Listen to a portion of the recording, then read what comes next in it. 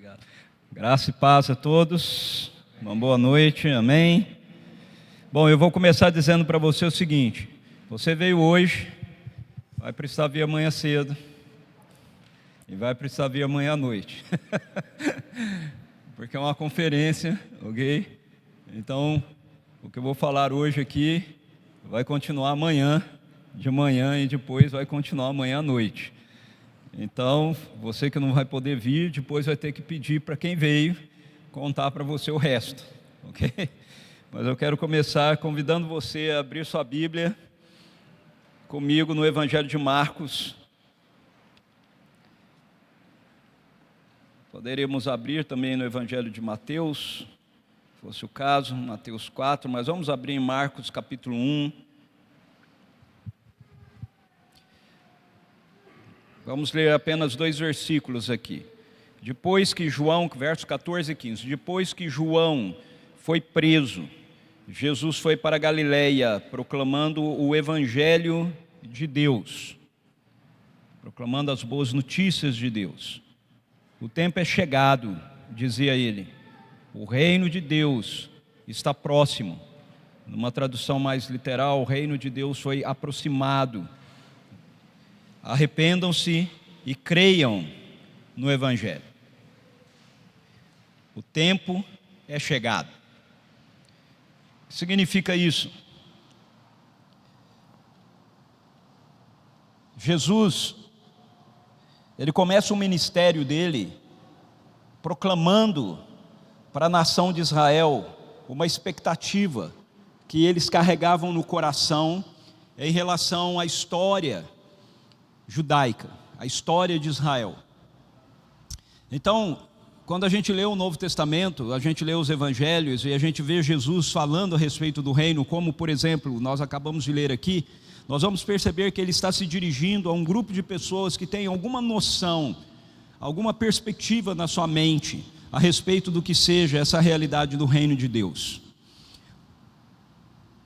Jesus fala sobre uma expectativa que essas pessoas têm, porque eles recebem uma mensagem que vem dos profetas, e essa mensagem diz à nação de Israel que haveria de chegar um dia, haveria de chegar um tempo, onde o próprio Deus, na pessoa de um descendente de Davi, iria irromper dentro da história, e iria trazer a realidade do seu governo sobre a nação de Israel. Então, quando Jesus chega e ele começa o ministério público dele, ele está em um contexto onde as pessoas estão marcadas por esse anseio, marcados por essa expectativa em relação à chegada do reino. Mas não é aqui que começa a história. Então eu quero começar a história por onde ela se inicia, para a gente poder entender essa realidade que Jesus traz com ele, que ele chama de reino de Deus, que ele proclama e anuncia a Israel como reino de Deus. E hoje nós vamos tratar dos primórdios a respeito disso. E amanhã e depois eu quero tratar um pouco mais a respeito de como esse reino ele se mostra, como ele se manifesta a partir da vida de Jesus, e depois como ele avança a partir da nossa vida, a partir da vida da igreja, ok? Então, vamos para o começo. E aonde é que começa? Começa em Gênesis, ok? A Bíblia, ela não começa no Novo Testamento, ela começa com o Antigo Testamento. E ela não começa com Abraão, ela começa em Gênesis capítulo 1. Então hoje eu quero conversar com você um pouquinho a respeito disso. Veja, quando nós olhamos ao nosso redor, nós vemos um mundo que não é, nós precisamos entender isso, nós vemos um mundo que não é a vontade de Deus. Eu vou repetir, o mundo em que nós vivemos, o mundo que você está inserido e que eu estou inserido, que nós conhecemos, não é um mundo de conformidade com aquilo que está no coração de Deus. Esse não é o mundo que Deus criou, ok? Esse é um mundo criado por Deus, que foi deformado na sua criação original. O mundo, de acordo com Deus, está revelado para a gente nas Escrituras em Gênesis capítulo 1 e capítulo 2. Nós precisamos compreender a perspectiva daquilo que é o plano original do coração de Deus, para que a gente possa entender o que é que Jesus está realizando, o que Ele está fazendo, quando Ele diz que o reino de Deus veio, quando Ele diz que o reino de Deus só é aproximado de nós. Então, em Gênesis capítulo 1, nós somos introduzidos na história que nós estamos vivendo. De uma forma bem simples, nós poderíamos dividir a Bíblia em 3 grandes partes. Gênesis capítulo 1 e capítulo 2, que mostram para a gente o mundo criado de conformidade com o coração de Deus, o mundo que reflete aquilo que está no coração de Deus. Gênesis capítulo 3 até Apocalipse capítulo 20, que mostra para a gente por que o nosso mundo se tornou como ele se tornou, e o que é que Deus está fazendo em relação àquilo que o nosso mundo se tornou. E Apocalipse 21, 22, que mostra para a gente o desfecho da história, levando toda a realidade da criação de volta àquilo que é o projeto original do coração de Deus. Isso é a Bíblia. Ok? Dividida de uma forma bem ampla, isso é a Bíblia. Aí é óbvio que dentro de cada uma dessas divisões você vai ter divisões menores, mas essa é a história. E essa história, ela está sendo contada a nós a partir de uma revelação que vem de Deus para nós. Então, as Escrituras nos mostram a verdade a respeito de Deus, a verdade a respeito do nosso mundo, a verdade a nosso respeito e a verdade a respeito do nosso futuro. A Bíblia não é um livro religioso. A Bíblia é a palavra de Deus para a criação, para o mundo. A nossa sociedade muitas vezes nos empurra para essa ideia de que a Bíblia é um livro que foi escrito e feita para a igreja, mas a Bíblia é a revelação da realidade daquilo que nós estamos experimentando e daquilo que nós estamos vivendo, que é contado a nós através da história que vai se desenvolvendo ao longo do tempo, por intermédio da formação de um povo, que é o povo de Israel, e que através dele chegaria a bênção de Deus e os propósitos de Deus a todas as nações da terra, ou seja, a toda a humanidade. Então Gênesis começa mostrando para a gente que existe alguém que é eterno e é absoluto. Para a gente poder entender o que Gênesis capítulo 1 e capítulo 2 está nos descrevendo, nós precisamos primeiramente nos lembrar para quem é que originalmente Gênesis é escrito. Qual é o povo para que ele está sendo originalmente descrito? O povo, o contexto, é o povo de Israel, que havia vivido 430 anos escravos do Egito, e que agora havia sido libertos do Egito, e que estavam a caminho de uma nova terra, a terra de Canaã, aonde eles iriam então viver como uma nação livre. Ok? Esse é o público original de Gênesis. Por que Gênesis é escrito? Por que Deus usa Moisés para trazer essa revelação ao povo que saiu do Egito? Veja, porque eles viveram 430 anos escravos, eles viveram 430 anos sob a égide do Egito, sobre a mão forte de Faraó, sobre a influência dos deuses pagãos do Egito.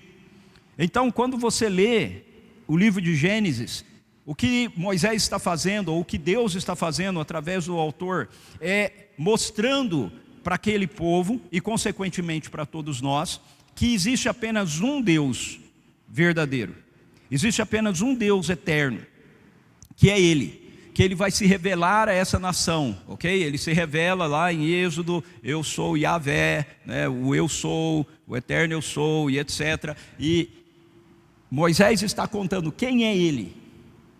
Quem é Ele? Ele é o Deus Criador. Ele é o Deus que criou todas as coisas. E quando Ele criou todas as coisas, Ele não criou as coisas do jeito que nós vemos hoje. Ele não criou o nosso povo, o povo de Israel, para estar escravizado ao Egito. Ele não criou essa realidade que se encontra aqui, com a qual a gente lida, objetivamente lá, e nem a nossa que nós lidamos hoje aqui. O que Ele criou? Gênesis capítulo 1 mostra para a gente que Deus cria um mundo bom, e Ele cria um mundo perfeito. Eu não vou ler todo o livro, ok? Todo o capítulo, mas você vai se deparar com essa expressão de que o Espírito de Deus, a terra era sem forma e vazia, e o Espírito de Deus, Ele pairava, Ele se movia, Ele era como um vento sobre a face das águas. Então você começa a se deparar com o processo da criação. Você vê que a criação acontece a partir de um ato soberano e poderoso de Deus. Ele fala e as coisas vêm a existir. Então, Gênesis capítulo 1 descreve essas ações de Deus em um tempo de criação, que vem determinado por 6 dias, ok? São 6 atos, esses dias são atos de Deus. Então, o primeiro ato dele é dizer, haja luz, e houve luz. Houve tarde e manhã, o primeiro dia. Esse é o primeiro ato. Então, os dias aqui, eles não são separados a priori nessa ideia de 24 horas que nós temos. Eles são demarcados pelos atos que Deus realiza. Eu não estou aqui discutindo se eles foram 24 horas ou não, pode ter sido, pode não ter sido. O que a ênfase das Escrituras nos dá é o ato que Ele realizou, ok? Então Ele realiza um ato, aquilo é um dia. Ele realiza outro, aquilo é outro dia. Então você tem essa sequência ordenada da criação. Você tem 2 blocos da criação. Então essa criação, ela é feita de forma soberana, ela é feita de forma poderosa, mas ela é feita também de um modo organizado, e ela é feita de uma forma que demonstra que todas as realidades, das quais muitas delas eram demarcadas pela criação como deuses, na verdade haviam sido criados pelo Deus de Israel, o Deus que Israel está conhecendo. Então você tem uma estrutura no texto de Gênesis que é dividida em 2 blocos de 3 dias.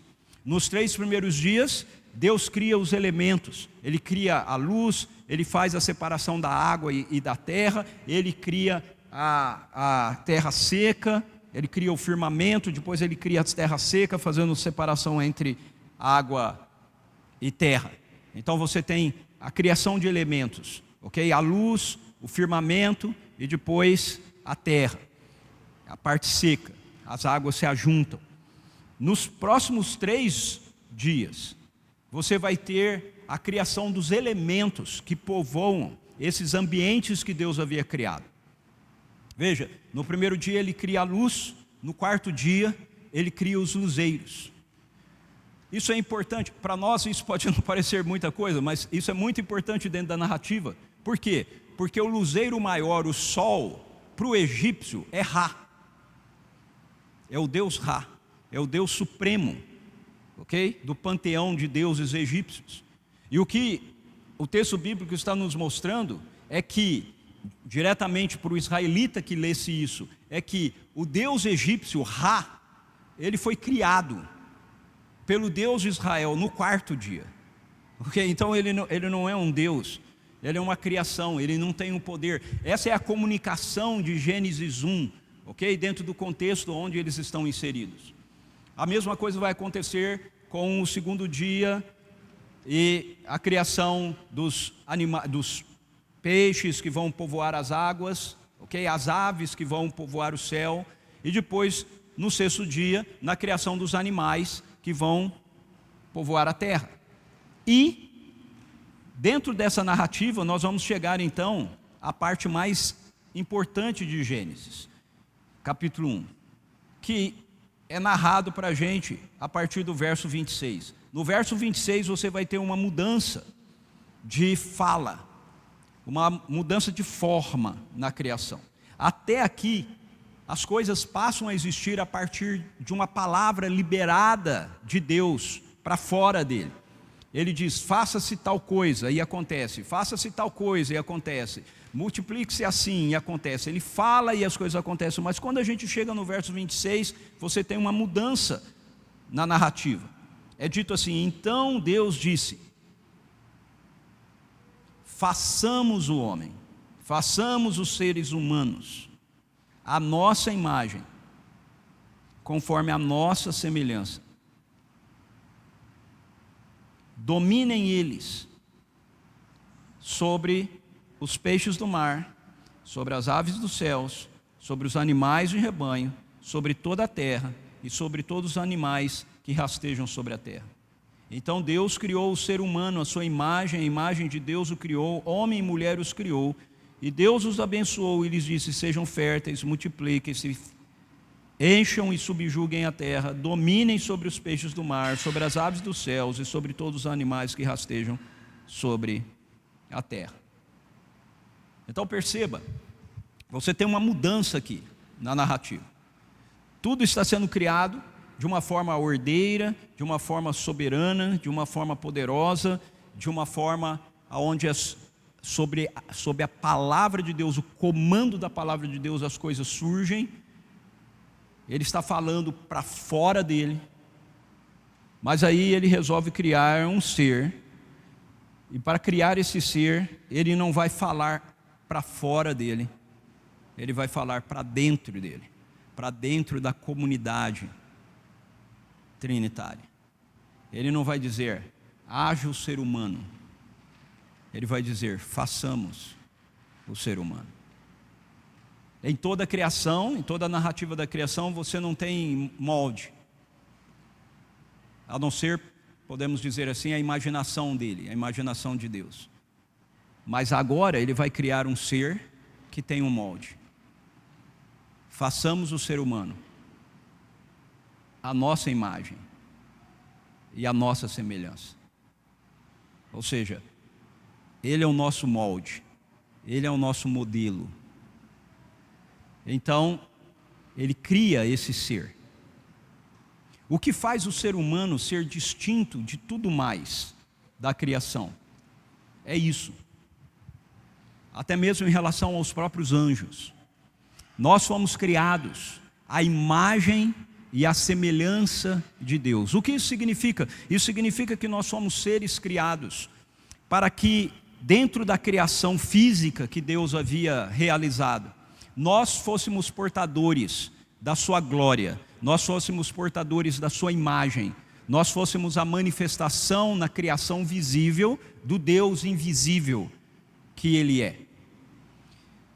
Por isso ele dá 3 ordens quando ele cria a humanidade. Ele diz que é para ela dominar, ele diz que é para ela crescer e multiplicar para encher a terra, e ele diz que é para ela subjugar a terra. 3 ordens dadas à humanidade. Verso 28, Deus abençoou e lhes diz: sejam férteis e multipliquem-se, encham e subjuguem a terra, dominem sobre os peixes do mar, sobre as aves dos céus e tudo mais. Eu vou começar pelo domínio. Veja o que está acontecendo aqui. Deus está soberanamente criando todas as coisas, e como o Deus Criador, Ele governa, Ele reina sobre toda a sua criação. Céus e terra pertencem a Ele, tudo lhe pertence. Como tal, Ele é o rei sobre tudo que existe. Mas no que diz respeito à criação física, Ele estabelece a humanidade na sua imagem e na sua semelhança, e Ele confere à humanidade a autoridade que vem dEle, para estar governando no nome dEle a criação. A humanidade deveria crescer e multiplicar e encher a terra, porque a humanidade carrega em si a presença da glória de Deus. Porque à medida que a humanidade se multiplica e cresce, ela enche a terra, aonde estivesse presente um ser humano, ali estaria a presença da representação de Deus, que o homem estava carregando, que o ser humano carregava consigo. Domínio aqui, essa palavra domínio é uma palavra para a gente meia dúbia, né? Porque no nosso vocabulário, domínio, na maioria das vezes tem uma conotação negativa, não é? De força. O policial dominou o criminoso, dominou o ladrão. Não é? Quem gosta de luta, né? O sujeito foi dominado lá, levou uma chave de braço, né? E foi dominado, ok? Mas não é esse o sentido da palavra aqui. Esse domínio aqui é no sentido de regência, é no sentido de governo. Dominar significa exercer o governo, exercer o domínio em governo sobre todo o restante da criação. Agora, nós precisamos entender que isso, feito originalmente pela humanidade, era algo bom e perfeito. Por quê? Porque o que Deus criou é bom e perfeito, e porque a humanidade foi feita à sua imagem e à sua semelhança. Então, o nosso governo sobre toda a criação é um governo bom e perfeito. Nós representamos o governo de Deus, o reino de Deus dentro da criação. Ao dominarmos, ao exercermos esse domínio, a criação boa e perfeita realizada por Deus deveria continuar se desenvolvendo, deveria continuar avançando, deveria continuar trazendo honra e trazendo glórias ao Senhor. Dominem eles sobre toda a criação. Encham, multipliquem-se e encham a terra. Por quê? Porque nós representamos a Deus, e à medida que a humanidade ela cresce, ela se multiplica e ela enche a terra, ela está levando a presença de Deus, a glória de Deus, ok? Sobre toda a terra, sobre toda a criação. Mas tem uma outra afirmação aqui que é bastante interessante. Ele diz que nós também deveríamos subjugar a terra. Encham e subjuguem a terra.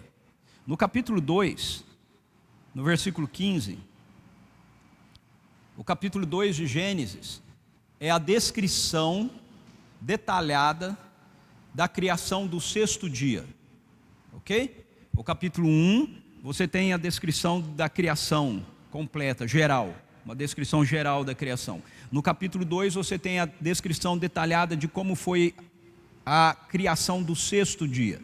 Então você tem várias informações, você fica sabendo que primeiro, veja, em Gênesis 1, Deus cria os animais, no fim Ele cria os seres humanos. Mas em Gênesis capítulo 2, você fica sabendo como foi o processo. O processo é, primeiro Ele cria o ser humano masculino, aí não é bom, é a primeira vez que o texto bíblico vai dizer que aquilo que Deus fez não é bom. Ele diz, Ele olha e diz, não é bom que o homem esteja só. Aí Ele cria os animais. Os animais passam na presença de Adão, do homem, nenhum foi encontrado que lhe fosse idôneo. Aí Ele faz o ser humano dormir, tira a costela, faz a mulher. Aí, uau, essa sim, é carne da minha carne, osso dos meus ossos. Ok? Aí essa é a finalização do sexto dia, criou homem e mulher. Então a humanidade ela se concretiza como humanidade apenas quando é feita a criação da mulher, ok? Então essa é a descrição que você tem. Entre o começo do sexto dia e o fim do sexto dia, ou seja, o começo desse ato da criação de Deus, o fim desse ato da criação de Deus, você lê no verso 15, o Senhor Deus tomou o homem e o pôs no jardim do Éden para cultivá-lo e guardá-lo. Gênesis capítulo 1, verso 28. Sejam férteis, multipliquem-se, encham e subjuguem a terra. Colocou no jardim do Éden para cultivá-lo e guardá-lo. Essa palavra, tanto subjugar quanto guardar, que aparece aqui, elas são expressões no hebraico que têm muitos significados diferentes. Um dos significados dela, tanto de subjugar quanto de guardar, é a ideia militar. Subjugar no sentido de você exercer um poder de autoridade sobre algo que resiste à autoridade de Deus. E guardar, essa palavra que aparece no versículo 15 aqui, cultivar e guardar, um dos significados dela no hebraico é a ideia de você cavar uma trincheira, como se você estivesse defendendo um território. Então eu quero refletir aqui com vocês o que está acontecendo O que está acontecendo aqui? Por que que o ser humano, que é criado em um mundo bom e perfeito, ele precisa receber uma ordem de subjugar, se o mundo é bom e perfeito, e por que ele tem que receber uma ordem de guardar o jardim onde ele foi colocado, se o mundo é bom e perfeito? A resposta para nós está no capítulo 3. Vem no capítulo 3. Nós temos toda a revelação bíblica na nossa mão, então nós sabemos, olhando para a revelação já plena das Escrituras, nós sabemos que existe um ser, um inimigo da criação de Deus, chamado diabo, Satanás. Esse ser, ele não é inimigo de Deus, ok? É importante a gente entender isso. Ele não é inimigo de Deus, no sentido de que ele não é páreo para Deus, ok? Satanás é infinitamente um cisco, certo? Infinitamente menor em poder do que Deus. Ele é um ser criado, embora ele tenha muito poder, no que diz respeito a quem Deus é, ele é um cisco. Mas no que diz respeito a quem nós somos, criados à imagem e semelhança dele, ele é alguém que tem força e poder suficiente para nos enfrentar. Então Satanás, ele é inimigo da humanidade, ele é inimigo da criação de Deus. Nós sabemos por narrativas, né, das Escrituras, Apocalipse e tudo mais, que ele foi banido do céu e etc e tal. O que Gênesis traz para a gente aqui é a percepção de que alguma coisa dentro da criação boa e perfeita de Deus, dentro desse governo que Deus transfere para a humanidade exercer na criação, ok? Ameaça a criação. E veja, se é para os seres humanos subjugar toda a criação, e o diabo é um ser criado, então isso significa que a humanidade deveria subjugar também Satanás, também o diabo. Como isso poderia acontecer? Mediante a humanidade reconhecer a autoridade que ela tinha como uma fonte delegada por Deus. A nossa autoridade original, que nos é dada aqui em Gênesis 1, para dominar, para crescer, para multiplicar, para exercer o governo de Deus, não é autônoma. Ela é uma autoridade que nós recebemos e ela é efetivada à medida que nós reconhecemos a nossa fonte, reconhecemos a fonte de autoridade. Então, como Deus faz isso no jardim? Ele coloca duas árvores, entre todas as que estavam lá, especiais: a árvore da vida e a árvore do conhecimento do bem e do mal. E ele diz para o ser humano: não coma da árvore do conhecimento do bem e do mal, porque o dia que você comer, certamente você vai morrer. Então, dentro dessa perspectiva do reino, essa árvore do conhecimento do bem e do mal, ela mostra duas coisas para a gente. A primeira é que nós não somos autônomos. Nós não somos autônomos. A nossa autoridade é uma autoridade delegada. Ela precisa ser reconhecida em Deus. Ela é exercida à medida que nós comemos da árvore da vida, à medida que nós escolhemos o relacionamento, à medida que nós escolhemos a submissão, à medida que nós reconhecemos que toda a autoridade que nós temos nessa criação, ela nos é dada por Deus. Ele é o nosso soberano e nós somos os seus representantes na criação. Então eu não sou autônomo, a humanidade não é autônoma.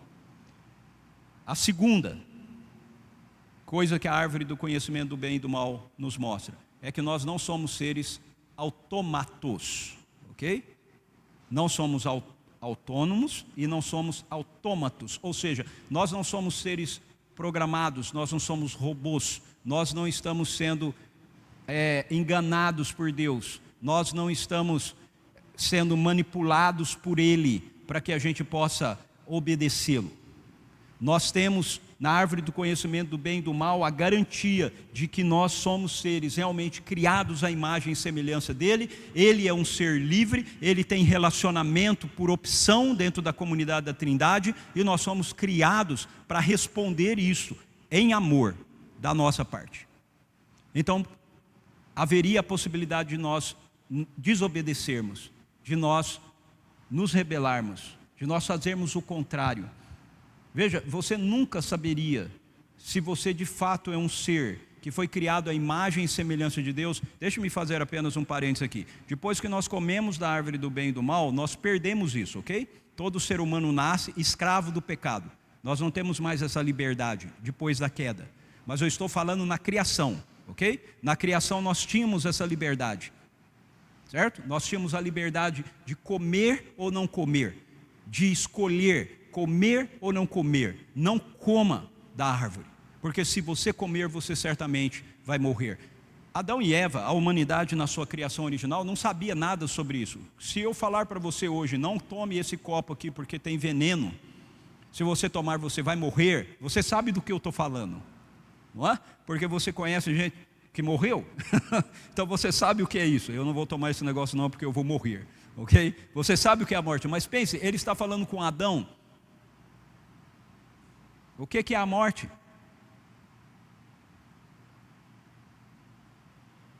Eles são seres imortais. Eles foram criados para isso. Eles não sabiam o que é isso. O que é a morte? O que significa a morte? Não sei. A única coisa que eu sei é, não é uma coisa boa. Porque Deus disse porque não é para comer. Se eu comer eu vou morrer. Então isso não é bom. Eu preciso obedecê-lo naquilo que ele me mandou fazer. Eu não vou comer desse negócio porque não é a coisa boa a se fazer. Essas árvores, elas têm a ver com essa postura da nossa parte que mostra o nosso reconhecimento da autoridade, do governo de Deus sobre a nossa vida. E à medida que a gente reconhece isso, então nós temos o exercício desse governo na nossa mão sobre todo o restante da criação, incluindo o diabo e os seus súditos. É por isso que em Gênesis capítulo 3, a forma de se entrar no jardim, certo? A forma do mal entrar no jardim, a forma de Satanás entrar no jardim, não é de uma luta franca. Ele não vem explicitamente, ok? Ele não faz um ataque explícito, ele faz um ataque sutil, ele faz um ataque implícito. Por quê? Porque ele sabe que a humanidade ligada a Deus, sob a autoridade de Deus, tem mais poder do que ele. Faz sentido isso? A humanidade ligada à autoridade de Deus tem mais poder do que o diabo e toda a sua hoste, todos os seus súditos. Ele sabe disso. Ele sabe que para ele ter mais poder do que a humanidade, criada à imagem e semelhança de Deus, o que ele tem que fazer é levar a humanidade a sair debaixo da autoridade de Deus. Então é assim que ele chega no jardim. Veja, o ponto que eu quero destacar para você essa noite é o governo de Deus, o reino de Deus, certo? Na terra, é manifesto originalmente por intermédio da humanidade, que foi criada à sua imagem e à sua semelhança. O salmista diz: o céu é o céu do Senhor, nosso Deus. A terra Ele a deu aos filhos dos homens. Então a autoridade dele foi dada a nós na criação, para ser exercida. Agora o ponto é, nós perdemos essa autoridade. Como nós perdemos? Gênesis capítulo 3. Gênesis capítulo 3 mostra para a gente que sutilmente o inimigo entra no jardim. Na figura de uma serpente, ele vem e tem esse diálogo com a mulher. O diálogo da serpente com a mulher é um diálogo onde ela faz o papel que é propício ao diabo. Ele é mentiroso, ele é acusador. Então ele começa o diálogo acusando Deus. Ele acusa Deus de egoísmo. Por quê? Ele chega para Eva e ele fala assim: vocês não podem, foi assim que Deus disse, vocês não podem comer de nenhuma das árvores do jardim. Veja, ele começa fazendo uma afirmação, uma acusação de Deus ser egoísta. Gênesis capítulo 2 diz que Deus cria todas as árvores e ele diz para o homem, veja isso lá, Gênesis capítulo 2, o Senhor disse, verso 16, e o Senhor Deus ordenou ao homem, coma, veja, é uma ordem, o Senhor Deus ordenou ao homem, coma livremente de qualquer árvore do jardim. Generosidade, coma livremente de qualquer árvore do jardim, menos, exceto a árvore do conhecimento do bem e do mal, porque no dia em que comer dela, certamente você morrerá. Então veja, isso demonstra para a gente um Deus egoísta? Não, generoso, não é? Generoso. É isso que Ele é. Você pode desfrutar de todas aquilo que eu criei, ok? Dentro da minha direção, dentro da minha orientação, dentro da minha sabedoria, dentro do meu domínio sobre a sua vida, você pode desfrutar, e você vai desfrutar de forma prazerosa de tudo aquilo que eu criei. A exceção é essa árvore aqui. Mas aí a serpente chega e diz assim: foi assim que Deus disse, vocês não podem comer de nenhuma árvore do jardim? Aí Eva diz para a serpente: não, nós podemos comer do fruto das árvores do jardim. 3:2. Mas Deus disse, preste bastante atenção nisso, Deus disse: não coma do fruto da árvore que está no meio do jardim. Ele disse isso? Sim, ele disse isso. Nem toquem nele. Ele disse isso? Não, ele não disse isso. Nem toquem nele. Do contrário, vocês morrerão. O que está acontecendo aqui? Algo muito sutil. Eva está acrescentando algo à palavra de Deus. Ela está acrescentando algo àquilo que Deus disse. Mas ele não disse isso. E talvez você diga assim: sim, Ricardo, mas qual é o problema? O problema é que Satanás em seguida, a serpente em seguida, vai dizer para ela: certamente, verso 4, certamente não morrerão. E agora ele vai acusar de novo a Deus. Agora ele vai acusar Deus de manipulador, de mentiroso. É que Deus sabe que no dia em que comerem dele, os seus olhos se abrirão e vocês serão como Deus, conhecedores do bem e do mal. Opa, e agora? Agora nós temos duas opções, duas palavras. Quem está falando a verdade?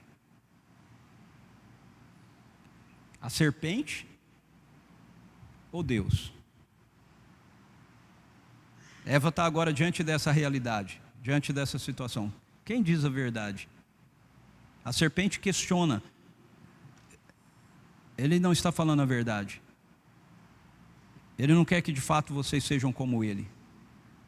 Ele quer que vocês continuem dependendo dele para vocês terem poder, mas vocês podem ter um poder independente deles. Comam do fruto e vocês serão iguais. Aí o que acontece? Verso 6: quando a mulher viu que a árvore era boa para alimento. Eu acho interessante isso no autor, porque a sensação que dá na leitura do texto é que até esse momento Eva nunca tinha botado reparo na árvore, né? Ela nunca tinha prestado atenção na árvore, porque o texto diz: vendo ela Ou seja, ela começou a olhar para a árvore, começou a prestar atenção na árvore. Quando a mulher viu que a árvore era boa para alimento, atraente aos olhos e desejável para dela se obter sabedoria, esse desejável é porque a serpente disse que é o que ela ia receber. O que ela faz? Veja, as escrituras são inspiradas por Deus, certo? As coisas não estão registradas aqui à toa. O Espírito Santo coordenou as coisas que estão registradas aqui. O texto diz assim, o texto não diz assim, que ela, vendo que a árvore era atraente aos olhos, boa para alimento, atraente aos olhos, desejável para obter sabedoria, comeu do seu fruto. Poderia ser assim, não poderia? Poderia. Mas o texto bíblico diz assim, ela tomou do seu fruto e comeu. Por que esse detalhe é tão importante? Porque ela diz para a serpente, não podemos nem tocar nele. Tomou do seu fruto, ou seja, tocou nele e nada aconteceu. E não ia mesmo, porque Deus não havia dito que não podia tocar. Mas como eu toco e nada acontece, eu como, nada vai acontecer também. Mas comer levaria à desobediência. Ela come e ela dá ao seu marido, que estava com ela ali no jardim. E o que acontece nesse momento? Eles perdem a conexão com a soberania de Deus sobre a vida deles. Soberania no sentido do governo de Deus sobre a vida deles. Eles se desligam disso. Eles tomam uma postura de rebelião. Por favor, nós precisamos entender isso, queridos e queridas. O pecado não é um errozinho que a gente cometeu. O pecado não é meramente uma desobediência, um ato de desobediência isolado. O pecado é uma expressão de rebelião da nossa parte contra o governo de Deus sobre a nossa vida. Isso é o pecado. Nós, nesse momento, saímos debaixo do seu governo. Nesse momento, o reino de Deus, o governo de Deus, que era conectado do céu com a terra, através da autoridade que Ele conferiu a nós, seres humanos, para exercer aqui, se perdeu. E aí, o que você tem em Gênesis é a descrição da morte. A morte começa a ser descrita. Eles não sabiam o que era a morte começa a ser descrita. O que acontece? A primeira coisa que acontece é que eles se veem, diz o texto, os seus olhos se abrem, ok? Não se abriram espiritualmente, se abriram para o mal, tá certo? E eles se veem nus. E aí eles sentem vergonha. Só que Gênesis capítulo 2 termina dizendo que o ser humano, homem e mulher, estão nus e eles não se envergonham. Então qual é o ponto aqui? Veja, o ponto não é que o texto está falando com a gente meramente de uma nudez física. Não se trata meramente disso. Se trata do desnude da glória de Deus que os envolvia. Eles estão nus e não sentem vergonha porque eles estão plenos da glória de Deus, envoltos pela glória de Deus na sua vida, mas agora eles comem do fruto, e a primeira coisa que acontece é que essa presença da glória vai embora. Eles não veem mais isso, eles olham um para o outro e pela primeira vez eles se veem sem a glória, sem realidade da presença de Deus envolvendo a vida deles, e agora eles se assustam um com o outro, eles sentem vergonha um do outro, e eles tentam resolver a questão por conta própria. Eles fazem roupas de figueira, e aí folhas de figueira, e eles se sentem bem. Ok, resolvemos esse negócio, porque de início é essa a percepção, foi uma falha, foi um erro, não foi uma rebelião, até que o Senhor chega no jardim. O Senhor vem para o jardim, preste atenção nisso, nós fomos criados à imagem e semelhança dele, nós fomos criados para que nós pudéssemos ter alegria nele, prazer nele, satisfação nele. A nossa confissão de fé diz, na pergunta 1, resposta 1, do catecismo maior e do breve catecismo, qual é o fim principal do ser humano? O fim principal do ser humano é glorificar a Deus e ter prazer nele, satisfação nele, para sempre. Essa é a nossa realidade, essa é a essência da nossa criação. Mas o que acontece agora aqui? Nós passamos a ter medo, a humanidade passou a ter medo da presença de Deus. Nós que fomos criados para ter satisfação nele, alegria nele, prazer nele. Não havia momento melhor, maior, em toda a criação boa e perfeita que Deus fez e entregou para a humanidade, que a humanidade desfrutava, do que aquele momento no final do dia, onde Deus manifestava a presença dele no jardim. Deus é onipresente, Ele está presente em todo lugar. Ele está aqui agora. Ele é onipresente. Mas há uma diferença entre a onipresença dele e a presença manifesta dele. Havia um momento no dia da criação, no dia deles ali, em que a presença de Deus era percebida, Ele tornava a presença dele percebida para eles. E aquele era o melhor momento para eles. Mas agora o melhor momento se tornou um momento, o pior momento, um momento aterrorizador. Eles ouvem, o texto bíblico diz que eles ouvem os passos de Deus no jardim. Algumas traduções trazem que eles ouvem a respiração de Deus. E aí eles se escondem. Veja, nós somos criados para correr para Ele, agora nós corremos dele. Nós fomos criados para estarmos na presença dele, mas agora a gente se esconde dele. Morte é uma característica da morte.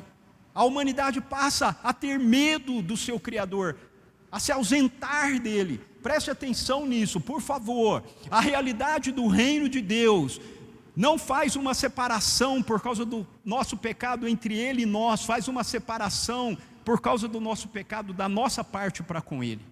Isaías diz: os seus pecados, as suas iniquidades fazem separação entre vós e o vosso Deus. Quando o ser humano pecou no jardim, Deus lá no seu ambiente do reino, no céu, não ficou desesperado. Ele, permita-me aqui, fazer um exercício de imaginação. Ele não chegou e falou: Miguel, Gabriel. Ele não chamou os anjos e disse: aconteceu uma tragédia na terra. Os seres humanos comeram da árvore do conhecimento do bem e do mal. Agora eu sou tão santo, eu não posso mais ir lá, porque agora eles são pecadores. Não foi isso que aconteceu. Ele veio no jardim, como ele sempre vinha. Ele veio, ele não sabia, claro que ele sabia, mas ele veio da mesma forma, ele veio da mesma maneira, porque ele é o Deus que vem, o reino de Deus vem, o reino de Deus chegou, diz Jesus. Porque Deus traz, Ele vem, mas agora eles estão com medo, eles se escondem, e Deus então começa a explicar para eles o que é que aconteceu. Nós estávamos nus, ouvimos a sua voz, estávamos nus, nos escondemos. Quem fez vocês saber que vocês estavam nus? Vocês comeram da árvore que eu mandei vocês não comer? Chance para se apresentarmos, para nos mostrarmos. Quando ele chega no jardim, ele diz para o ser humano: Adão, onde estás? Deus é onisciente, Ele sabe todas as coisas. Você concorda comigo que uma coisa que não dá certo para fazer com Deus é tentar brincar de pique-esconde com Ele? Não funciona. Davi sabia disso. Salmo 139, se eu faço a cama no mais alto montanha, o Senhor está lá. Se eu faço no mais profundo abismo, o Senhor está também. Assim não dá certo. O Senhor me via já informe no ventre da minha mãe. Mas os seres humanos se escondem dele. E sabe o que acontece? Ele chega lá e topa a brincadeira. Ele topa. Ele não chega e fala: Adão, Adão, o que vocês estão fazendo atrás dessas árvores aí? Sai daí. Não, ele chega e diz: Adão, onde estás?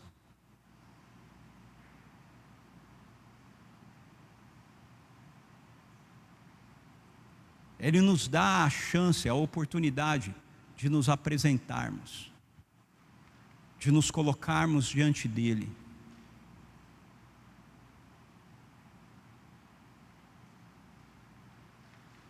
E aí ele começa a dizer o que vai acontecer.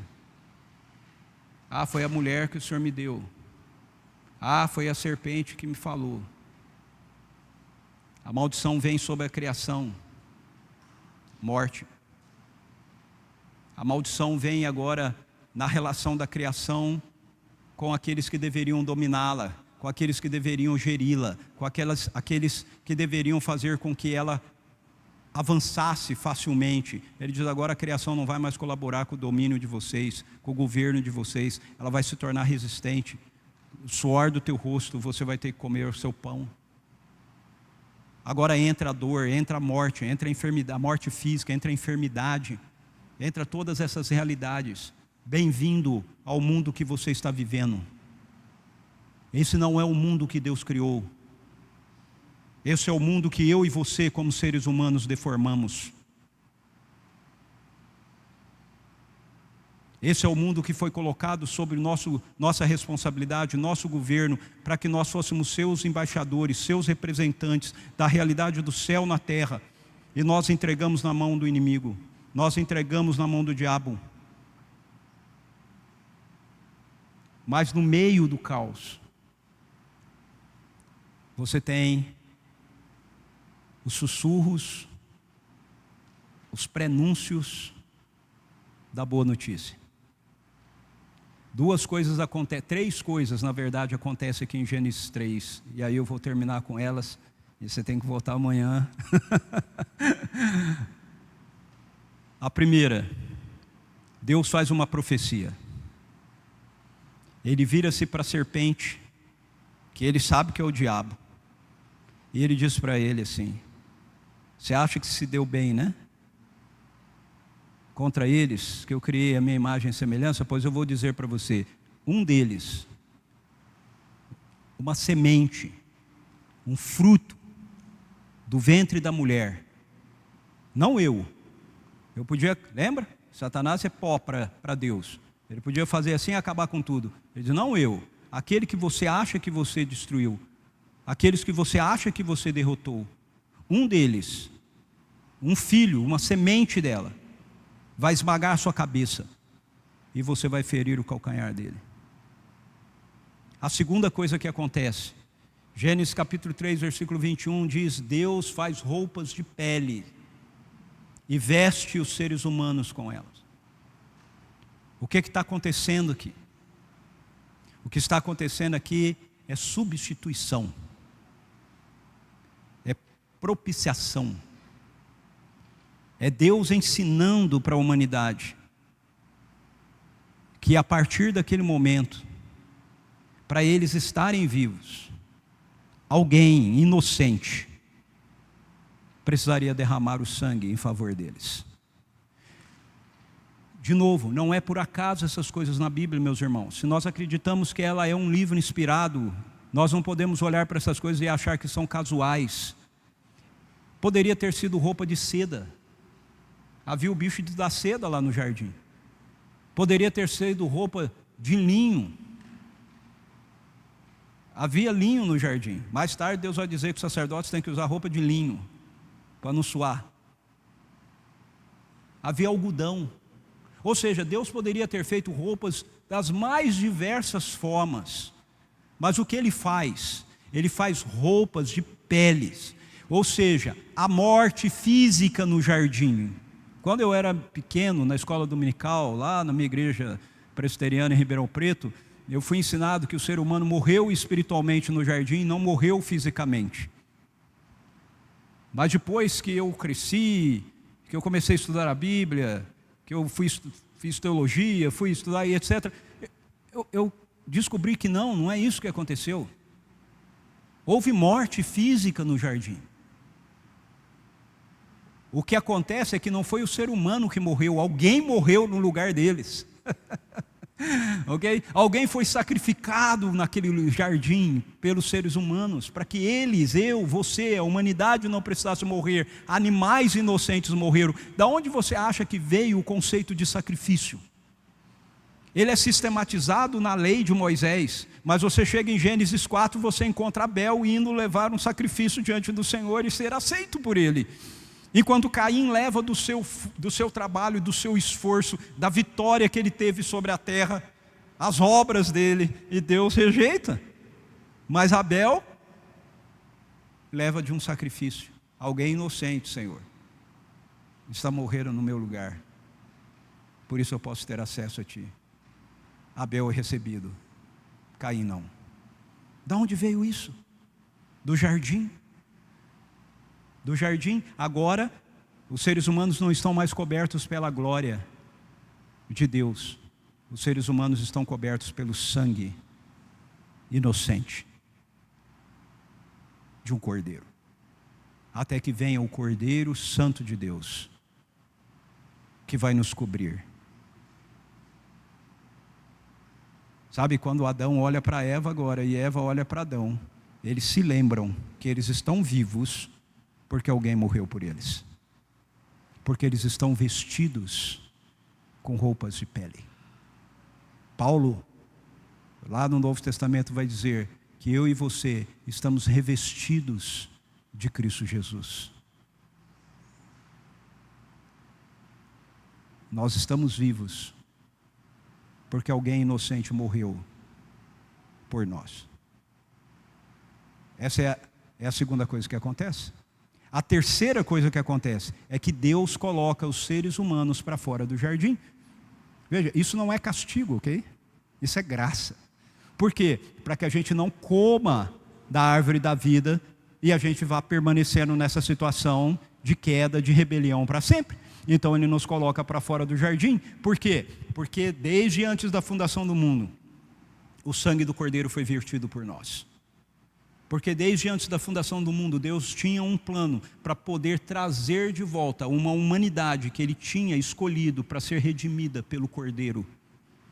E pudesse vir então, viver novamente a realidade do seu reino, do seu governo, através dessa humanidade, que seria lavada, remida, pelo sangue do Cordeiro que Deus, que tira o pecado do mundo. Então eu e você fomos criados para governar. Eu e você fomos criados para exercer a manifestação do governo de Deus que está nos céus, na terra.